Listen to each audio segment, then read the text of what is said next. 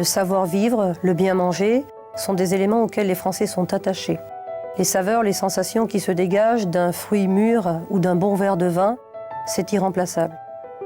La France est belle parce qu'elle est cultivée, et c'est la main de l'homme, c'est le travail des agriculteurs qui façonne ces paysages différents d'un secteur à l'autre. L'Alsace ne ressemble pas aux Cévennes, le Gers ne ressemble pas au Finistère, mais chaque année, 75 millions de visiteurs foulent notre territoire par plaisir, justement, de cette découverte.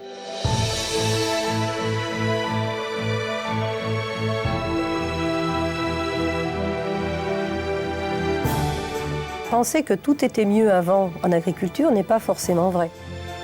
Je vais bientôt fêter mes 50 ans, mes parents étaient agriculteurs. Je les ai vus dans des conditions de travail très difficiles, très pénibles. Ma mère a travaillé jusqu'à la veille de son accouchement. Il n'y avait pas d'assurance pour tous les risques. Il y avait une pénibilité du travail parce que la mécanisation n'était pas encore là. Donc je crois qu'il y avait un côté rassurant de l'agriculture d'antan, mais il y a une réalité qui était difficile et pénible pour les agriculteurs. Le challenge a été de moderniser l'agriculture tout en gardant des savoir-faire. Il y a aujourd'hui en France 46 races bovines, il y a 27 races ovines, donc nous avons conservé une certaine diversité. Nous avons encore des produits sous signe officiel de qualité et des recettes traditionnelles qui font saliver. La choucroute alsacienne, la brioche vendéenne, le cassoulet de Castelnaudary sont des produits qui ont traversé les âges, mais qui sont faits aujourd'hui avec comme support des exploitations qui ne sont pas les exploitations d'antan, qui sont les fermes d'aujourd'hui et qui ont su conserver ceci. Donc l'originalité de l'agriculture française, c'est d'avoir su marier la tradition et la modernité, tout en gardant cette diversité, cette originalité de produits que bon nombre de pays nous envient.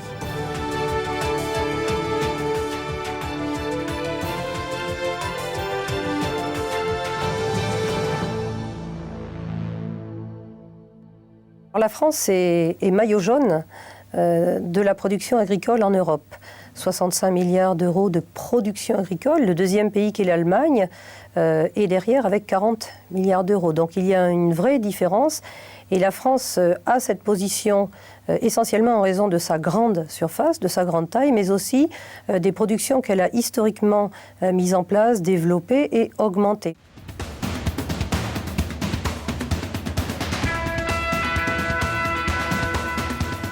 Le secteur où nous sommes le plus en pointe en volume, c'est la céréaliculture, et c'est très important, notamment vis-à-vis des pays du Maghreb, où nous sommes fournisseurs de céréales. Nous avons reconquis une place de numéro 1 en viticulture, en devançant l'Italie, qui ne nous le pardonne pas. Et puis le troisième secteur où nous sommes très présents également, c'est le secteur de la volaille. Toutes sortes de volailles, là aussi avec beaucoup de produits sous signe officiel de qualité, AOC, label rouge, mais aussi génétique avicole, où nous avons le leader mondial de la génétique avicole.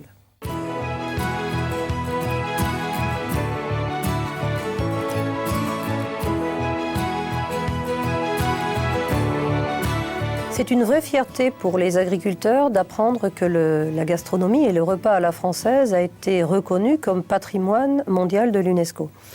Alors c'est historique, hein, chacun se souvient d'Henri IV et de sa poule au pot du dimanche.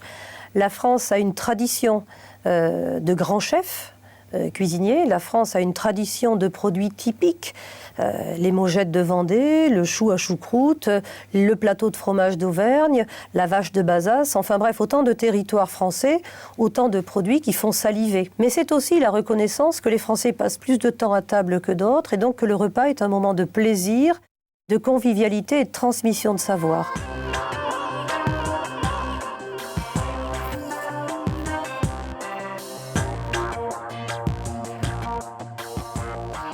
Nous avons 4 accidents alimentaires pour 1000, l'Angleterre a 34 pour 1000, les États-Unis en 264 pour 1000. Donc aujourd'hui, le haut de gamme sanitaire, il est en France, parce que les agriculteurs français et tous les dispositifs de surveillance épidémiologique, tous les dispositifs de surveillance sanitaire ont été réunis pour avoir ce haut de gamme qualitatif, parce que la santé et la sécurité alimentaire des Français priment. C'est pour les agriculteurs parfois une complexité, mais c'est une vraie fierté. Et nous souhaitons garder ce haut de gamme qui par contre doit être davantage reconnu. Et le bien manger et le manger sain se conjuguent vraiment aux Français.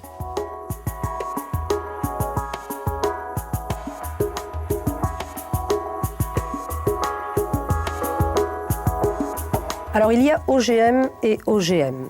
Il y a des modifications génétiques qui présentent un réel intérêt, comme par exemple la résistance de certaines plantes au stress hydrique, la résistance aux maladies, et qui méritent d'être approfondies. Il y a des modifications génétiques qui sont sans risque et d'autres qui présentent plus de risques.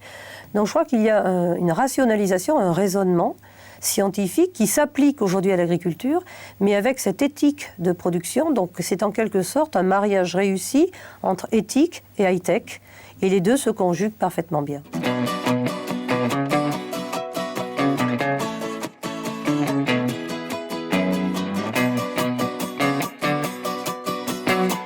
L'agriculture biologique en France représente 2% des terres agricoles. La consommation en agriculture biologique augmente très fortement sur certains produits. C'est le cas de la volaille, c'est le cas du lait, c'est le cas d'un certain nombre de produits céréaliers. Mais elle cohabitera avec l'agriculture de type conventionnel qui a, elle, toute sa place par rapport à l'enjeu alimentaire quantitatif. Donc les choses s'additionnent, elles ne s'opposent pas. Le bio joue un rôle de locomotive qualitative, mais je crois que si tous les agriculteurs font des progrès en matière de respect de l'environnement, d'amélioration de leurs pratiques vis-à-vis de l'eau, il y aura un effet plus bénéfique sur l'environnement, sur l'ensemble de la surface et sur l'ensemble des terres agricoles.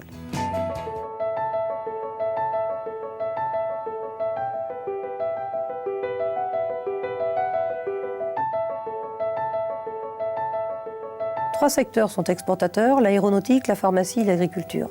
9 milliards d'euros d'excédents dans la balance commerciale. Ce n'est pas seulement ce résumé de l'agriculture, c'est à la fois du quantitatif et du qualitatif, mais pour les Français, c'est important de savoir que c'est un secteur aussi stratégique. Et bon nombre de décideurs politiques de la planète mesurent aujourd'hui que le pays qui détiendra demain la solution pour sa problématique alimentaire sera un pays qui aura plus de garanties de stabilité.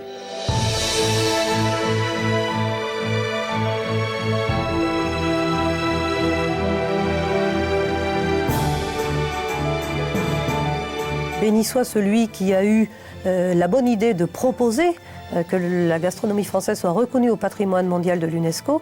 C'est pour nous en tout cas une énorme locomotive pour inscrire dans ce sillage des produits agricoles où la tradition est vraiment conservée et les savoir-faire ancestraux pérennisés et transmis aux générations d'aujourd'hui.